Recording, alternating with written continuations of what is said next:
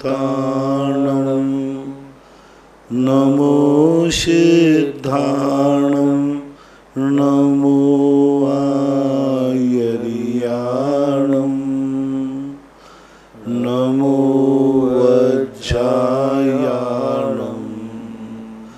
नमो लोये सव्वसाहूणम्।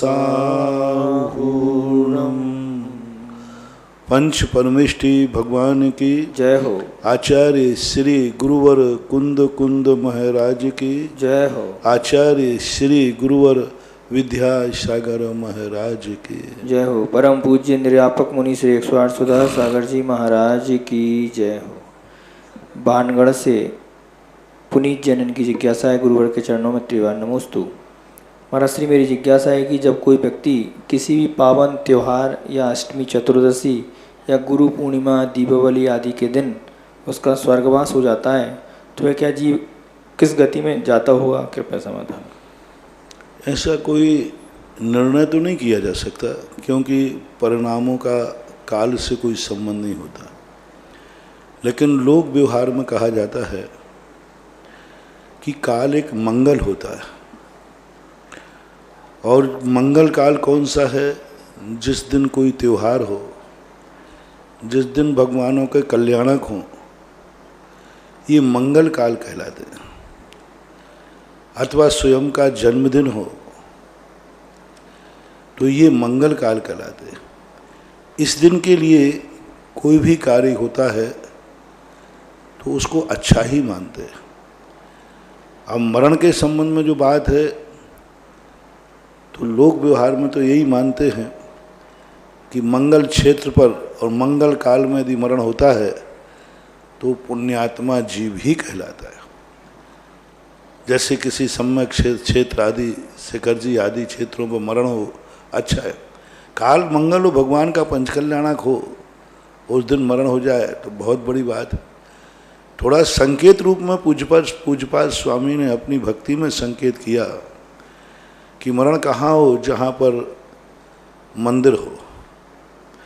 गुरु मूले यति निचिते चैत सिद्धांत वार्द सदघोषे मम भवतु जन्म मरणम समन्वितम मरणम।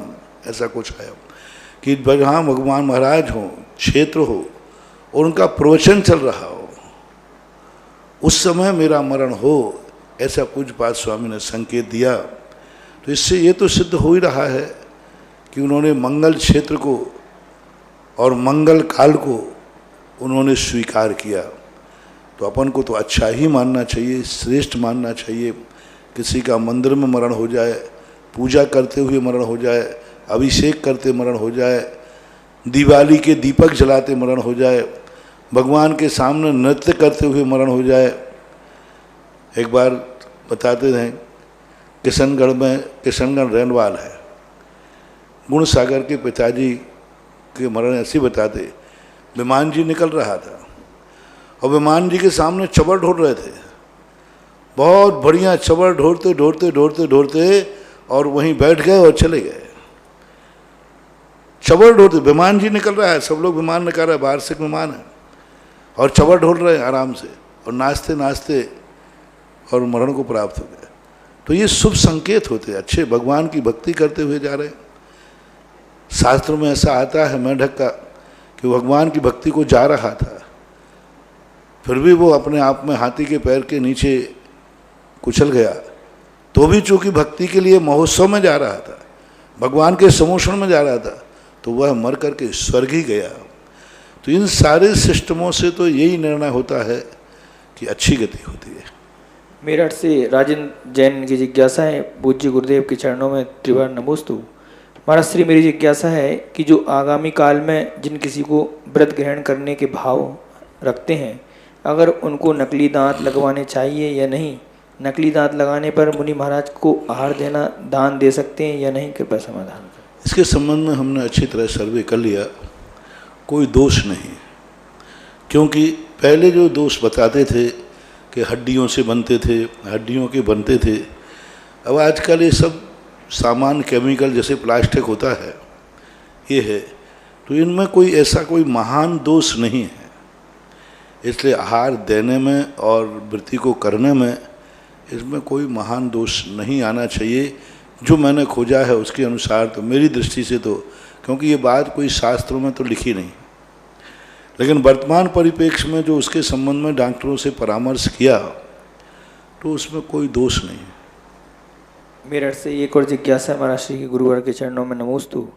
महाराज श्री, महिलाएं श्रुत स्कंद का स्पर्श कर सकती हैं या नहीं? कृपया समाधान। यदि वो वेदी पर विराजमान किया गया है तो नहीं, मार्ग दूषित होता है। अब कोई लोग कहेंगे कि हम श्रुत स्कंद का अभिषेक चालू कर देंगे, परंपराएं गलत होती हैं। पहली बात तो श्रुत स्कंद नाम का कोई चीज़ अपने शास्त्रों में है नहीं। हमें कहीं भी प्राचीन आगम में कहीं श्रुत स्कंद देखने में नहीं आए वेदी पर। जिनवाणी की स्थापना जैन दर्शन में नहीं की गई।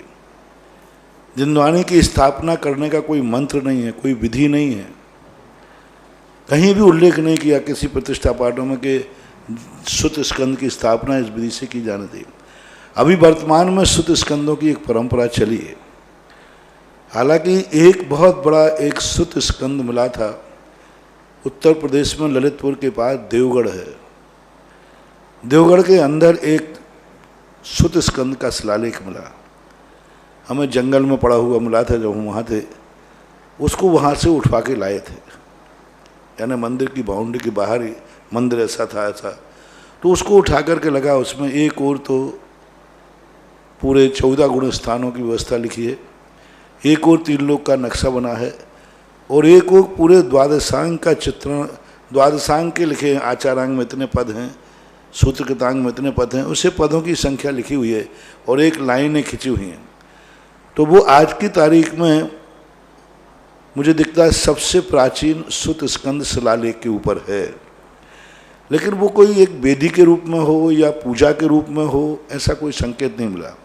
क्योंकि एक तरफ 3 लोक का नक्शा बना, एक और गुणस्थानों की रचना बनी, एक और एक तरफ और कोई सिस्टम ऐसे बने थे कुछ चक्र वगैरह टाइप के। तो वो हमने फिर मंदिर में वहाँ एक 15 नंबर मंदिर के बीच में हमने एक चबूतरा बना करके और उसके ऊपर उसको रखवाया था, अभी भी रखा हुआ है। तो इन सब चीज़ों से विचारनी बात है कि अभिषेक पूजन आदि ये परंपराएं मत चलाओ, नहीं चलाना चाहिए। नागपुर से आदि कुमार बंड जैन, इनकी जिज्ञासा है गुरुवर के चरणों में त्रिवार नमोस्तु। महाराज श्री, मेरी जिज्ञासा है कि रुद्र कौन होते हैं, वे कौन से काल में होते हैं और कितने होते हैं? क्या वे धर्मात्मा होते हैं और मरण करने के बाद उनकी कौन सी गति होती है? 9 रुद्र होते हैं। ये रुद्र बड़े तपस्वी होते हैं और उनकी तपस्या के माध्यम से ये विद्याएं सिद्ध हो जाती हैं। इनकी तपस्या को देख करके 1200 विद्याएं इनकी सेवा में आ जाती। उन विद्याओं को पाकर के इनके मन में अहंकार आता है। उन विद्याओं के मन से इनके अंदर चारित्र से भ्रष्ट हो जाते हैं, फिर वे चारित्र का पालन नहीं करते और उन विद्याओं के माध्यम से नाना प्रकार की भोग विलासिताओं की तरफ उनकी दृष्टि चली जाती है। परिणाम स्वरूप उनके लिए सदगति का दरवाजे बंद हो जाते हैं और ये चतुर्थ काल में ही होते हैं और उस समय ही ऐसी स्थिति थी। महाराज, इनकी उत्पत्ति थोड़ी सी विचित्र प्रकार की है, हम यहाँ उसका बोलना उचित नहीं है। इनकी उत्पत्ति अच्छे ढंग से नहीं हुई, बिल्कुल भी अच्छे। उनका जो ढंग है, पैटर्न है, जिस ढंग से वो भी भ्रष्ट के ही यहाँ पैदा हुए। चारित्र की शिखर से जो भ्रष्ट हो गए, उनके माता पिता दोनों चारित्र की शिखर से भ्रष्ट होकर के ही इनकी उत्पत्ति होती है। ऐसा अपने शास्त्रों में आया है। शास्त्रों में पढ़ लें तो पढ़ने से ज़्यादा अच्छा ज्ञान हो जाएगा, बताने में थोड़ी हमारी मर्यादा है। सूरत से मनीषा पाटनी, इनकी जिज्ञासा है गुरुवर के चरणों में त्रिवार नमोस्तु। महाराज श्री, मेरी जिज्ञासा है कि जब जंगल में चंद्रनका अपने पुत्र को देखने के लिए गई और वहाँ पर देखा कि उसके पुत्र का किसी ने वध कर दिया है, तो ढूंढते ढूंढते राम और लक्ष्मण जी के पास पहुँची और राम और लक्ष्मण जी को देखकर वो मोहित हुई। तो जब राम लक्ष्मण ने उसका प्रतिकार किया, तो जब वो खरदूषण के पास आके रामचंद्र जी के बारे में बोलती है कि इन्होंने मेरे साथ ऐसा ऐसा किया, तो खरदूषण ने क्रोधाग्नि में आकर कहा कि किसने तेरी यह दुर्दशा की है? आज किसका अष्टम चंद्रमा का उदित हुआ है? महाराज श्री अष्टम चंद्रमा से क्या तात्पर्य लेंगे? पहली बात तो ये है कि हर व्यक्ति अपने व्यक्ति को इतना सत्य मानता है, इतना सत्य मानता है, यही इसकी सबसे बड़ी भूल है। शूर्पणखा ने आकर के जो खरदूषण से कहा, रावण से आदि कहा, उनको मान लिया। उन्हें अपनी पत्नी में दोष नहीं दिखा, अपनी बहन में दोष नहीं दिखा। उन्होंने ये नहीं जाना कि आखिर वे दोनों ने क्यों मारा, लेकिन अंधा हो जाता है। बड़े बड़े ज्ञानी जो अपने निकटवर्ती जीव होते ना, उनकी बात को ऐसे मान लेते हैं जैसे ये बिल्कुल सत्यवादी हो, कल्पना ही करते। और व्यक्ति का विनाश कहाँ होता है, कहते ना अपन, कान का कच्चा है। ये व्यक्ति कान का कच्चा है। जो चटुकार होते, चटुकार जो आसपास चटुकार होते ना, उनकी बातों में आकर के जो अपनी बातों को सुनकर के अपनी क्रोधाग्नि भड़काते हैं, उनका तो अष्टम चंद्रमा सदा मानना। सबसे बड़ा ज्ञानी ये है कि जो अपना चटुकारी है। आप रावण को देख लीजिए, आप दुर्योधन को देख लीजिए, चटुकारों से ये बड़े होते थे। और ये कोई साधारण चीज नहीं, अच्छे अच्छे ज्ञानी, पंडित, विद्वान, साधु, आचार्य, राजा, महाराजा, ये अपने चटुकारों उन पे इतना मरते हैं। अपना कोई अपन को लग जाए कि अपना है, पर वो जो सुनाता है अपन को सर्वज्ञ की वाणी लगती है। वो जो भिड़ाता है वो हमें ऐसी लगती है बिल्कुल सत्य है, वहीं से विनाश चालू हो जाता है। तो उस प्रसंग में जो अष्टम चंद्रमा की बात आई, ज्योतिष शास्त्र के अनुसार 8वां चंद्रमा, 12वां चंद्रमा, ये चंद्रमा अशुभ माने गए। इन चंद्रमों का अर्थ होता है, राशि में एक चंद्र होता है, लग्न होती है, उसमें लिखा रहता है कुंडली में कि आपके लग्न में चंद्रमा पे चंद्रमा कौन सा है। आपकी जो राशि होती है उस राशि के अनुसार चंद्रमा घूमता है। एक राशि पर चंद्रमा लगभग 2.5 दिन रहता है। हर ग्रह का अलग अलग है। कई ग्रह 1-1 महीने रहते हैं। शनि जो है अपनी राशि पर 2.5 साल रहता है, सबसे ज़्यादा रहता है शनि। जिस राशि पर पहुंच जाए वो 2.5 साल तक विराजमान रहता है, बहुत धीमे चलता है। और जो ग्रह हैं, बुध हैं, गुरु हैं, आदि हैं, ये 1-1 महीने रहते हैं। 1 महीने के बाद बदल जाते हैं पूरे ग्रह। और चंद्रमा सबसे कम रहता है, 2.5 दिन रहता है। आपके किसी पेपर में जैसे दैनिक भास्कर आदि है, इसमें एक गोचर दशा चलती है, वो चंद्र गोचर दशा चलती है। उसमें लिखा रहता है इस समय कौन सा ग्रह किस राशि पर है। तो उस समय चंद्रमा देखा जाता है कि चंद्रमा आपका आपकी राशि से कौन सी राशि पे आ रहा है। यानी आपकी जो राशि है उस राशि से गिनिए, यदि चंद्रमा 8वां पड़ रहा है तो आप उस 2.5 दिन तक अपने सारे कार्य स्थगित कर दीजिए। 12वां पड़ रहा है तो सारे कार्य स्थगित कर दीजिए 2.5 दिन तक। और 2.5 दिन के बाद वो चंद्रमा बदल ही जाएगा। तो ज्योतिष शास्त्र के अनुसार अष्टम और 12वें चंद्रमा को अच्छा नहीं मानते। देवास से श्रीमती प्रीति शैलेंद्र जैन की जिज्ञासा है, गुरुवर के चरणों में त्रिवान नमोस्तु। महाराज श्री, मेरी जिज्ञासा है कि महापुरुष 169 होते हैं, किंतु चतुर्थ काल में महापुरुषों की संख्या कितनी मानी जाए, जबकि 14 कुलकर, भगवान श्री आदिनाथ, उनके माता पिता, उनके पुत्र भरत जी, चक्रवर्ती, बाहुबली जी, कामदेव, ये सब 19 तृतीय काल में ही मोक्ष गए, तथा इनके अलावा श्री शांतिनाथ, कुंतुनाथ जी, अरेनाथ जी, इन्होंने चक्रवर्ती एवं कामदेव के पद को भी धारण किया, तथा नारायण त्रिपृष्ठ ही चतुर्थ काल में, महावीर भी ऐसे ही।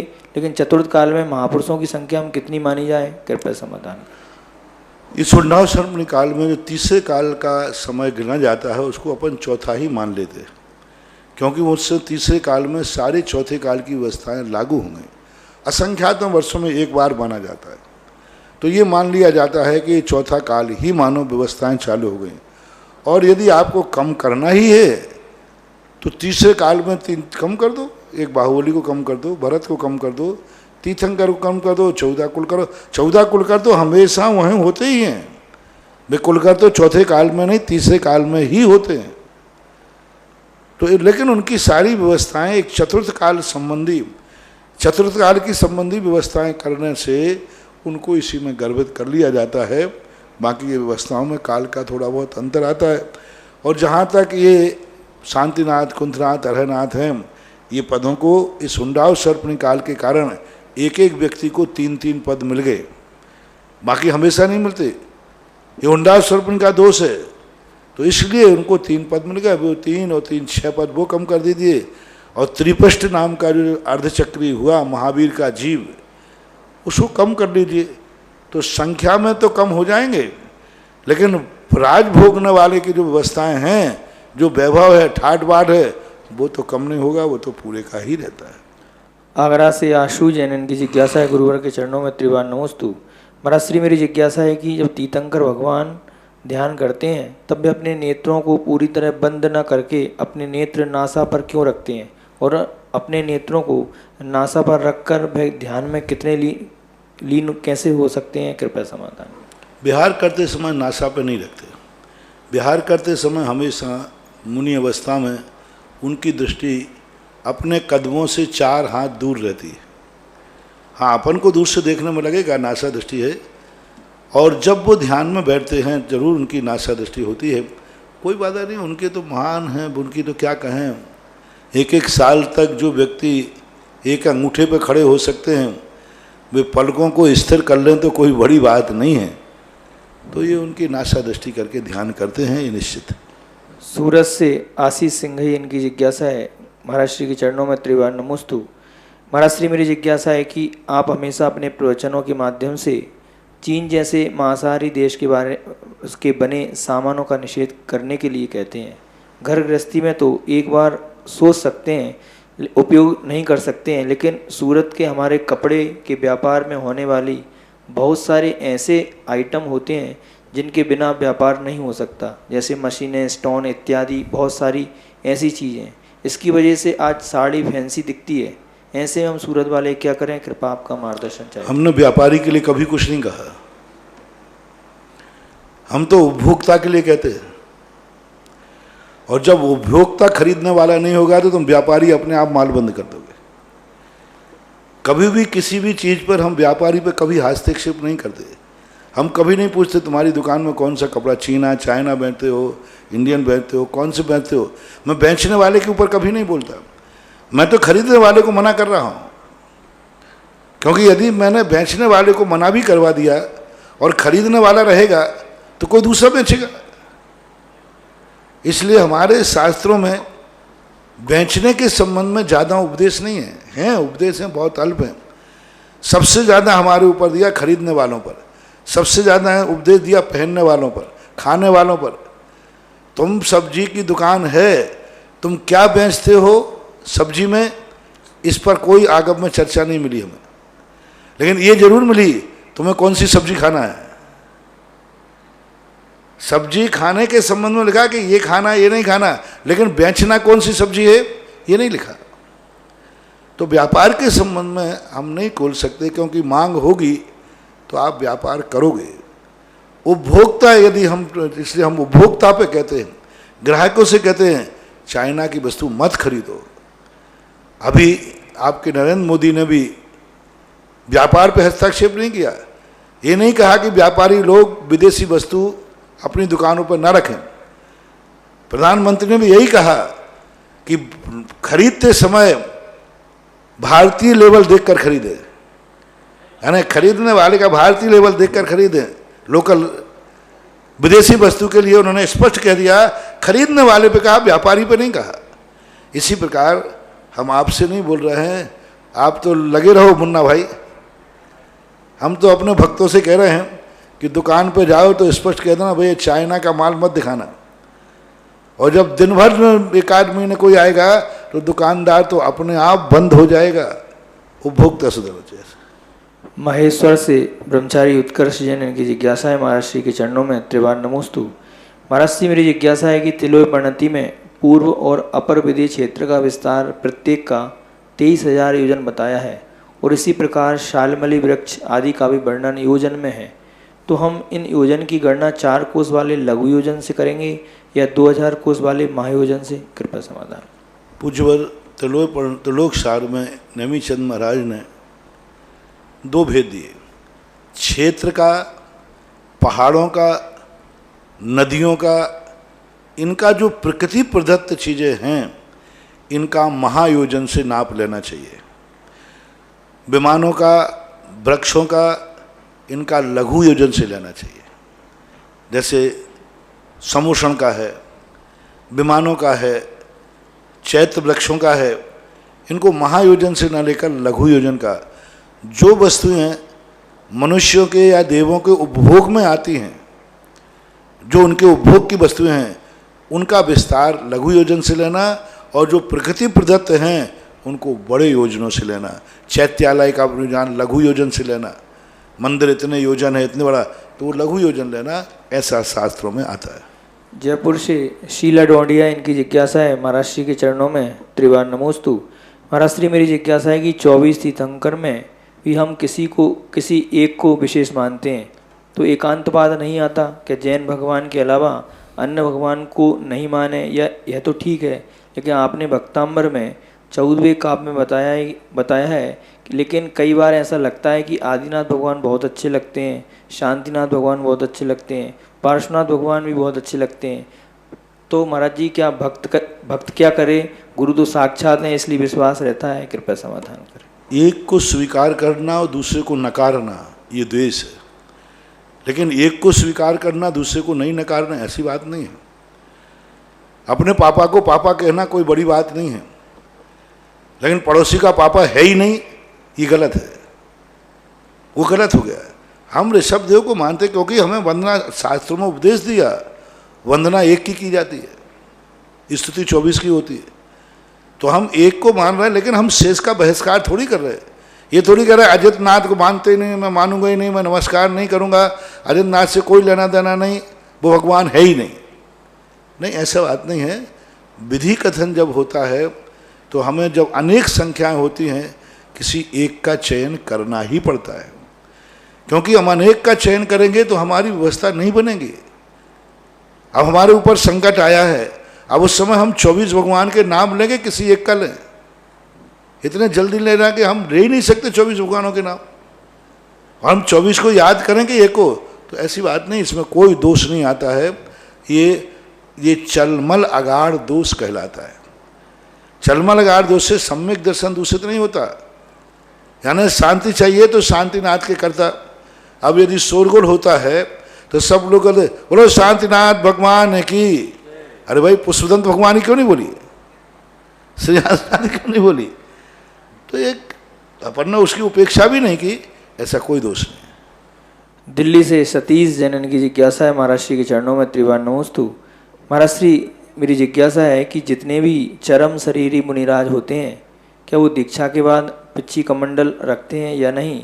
और तीर्थंकर भगवान भी पिछी कमंडल रखते हैं, क्योंकि तीर्थंकर भगवान तो जमीन से 4 अंगुल ऊपर चलते हैं, कृपया समाधान करें। चरम शरीर के अपेक्षा से पिछी कमंडल का निषेध नहीं है, लेकिन चरम शरीर हो जाने मात्र से पिछी कमंडल का निषेध नहीं है। चरम शरीर हैं, पिछी कमंडल रखेंगे, लेकिन तीर्थंकर पिछी कमंडल नहीं रखते हैं। पंचकल्याणक में मार्ग की रक्षार्थ वहाँ प्रदर्शन किया जाता है, वस्तुतः तीर्थंकर नहीं रखते हैं। धुंधरी केकड़ी से श्रुति जैन की जिज्ञासा है महाराज श्री चरणों में नमोस्तु। महाराज श्री, नमोकार मंत्र से 84 लाख मंत्र की उत्पत्ति हुई है, तो ये 84 लाख मंत्र जैन दर्शन के मंत्र ही हैं या इसमें अन्य दर्शन के ही मंत्र शामिल हो जाएंगे? क्या प्रश्न? जैन दर्शन के ही मंत्र हैं। 84 लाख मंत्र जैन दर्शन के, कितने लाख बना लो, मंत्रों की संख्या बहुत अपरंपार है। और ये कथन कहलाता है। यदि उनसे कहा जाए कि इन 84 लाख मंत्रों को इसमें से निकालो, नहीं, एक शक्ति, एक पावर, उसकी प्रभावना, जो पावर और प्रभावना होता है, उसके लिए जब आप लोग करते हैं तब तो उसके लिए विचार करना चाहिए।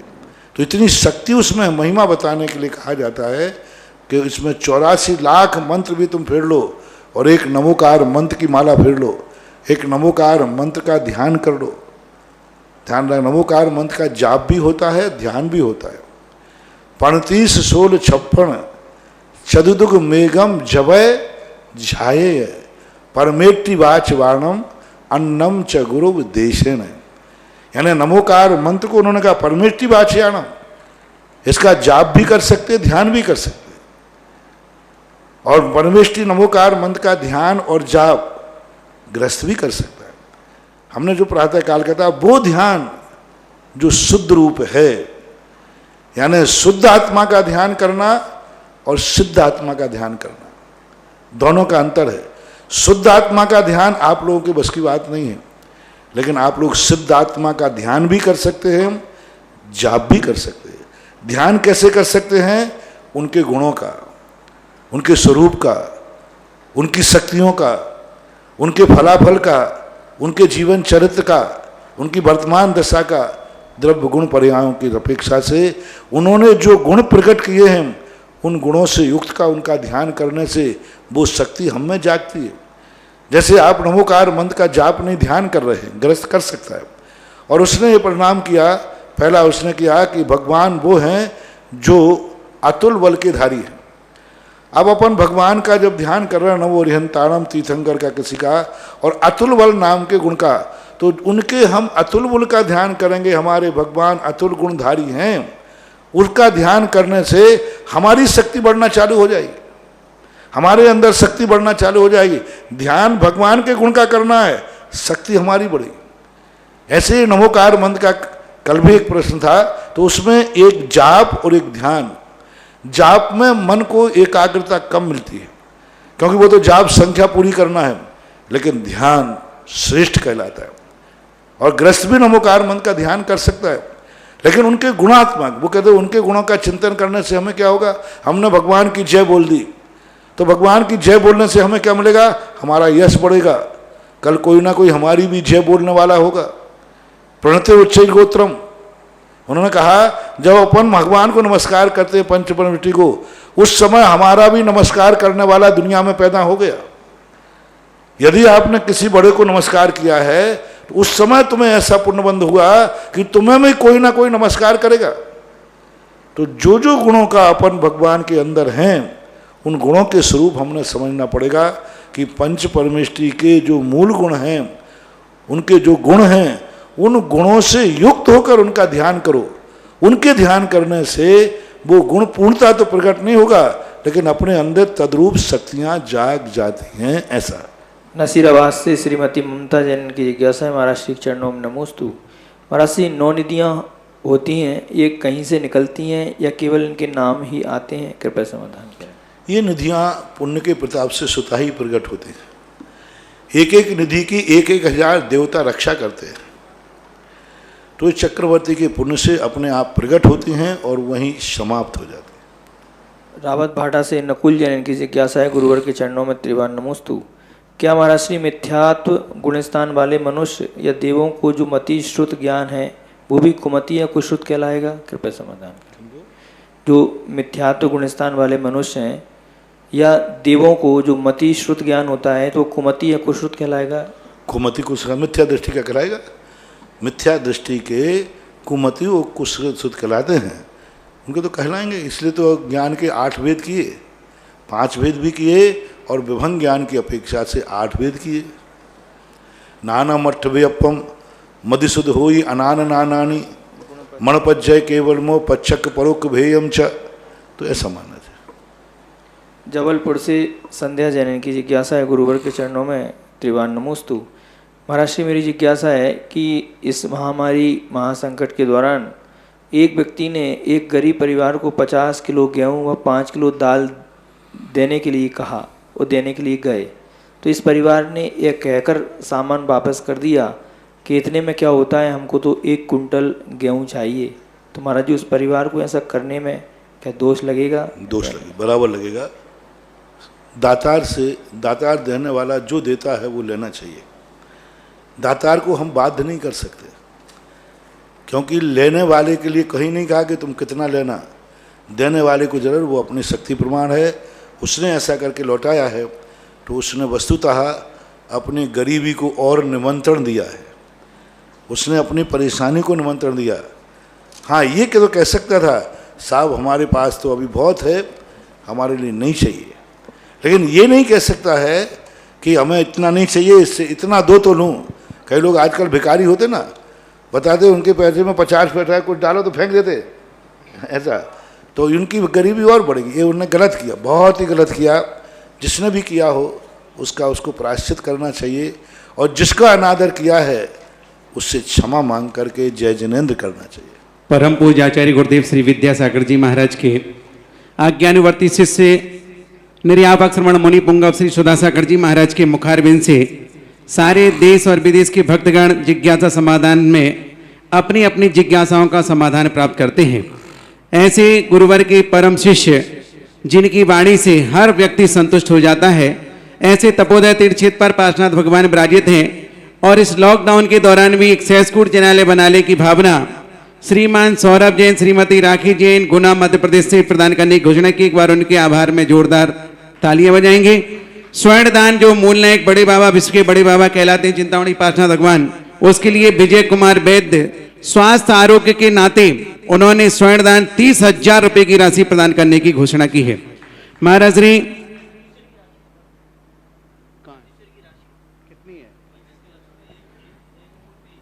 एक मूर्ति सहस्कूट जिनालय की है।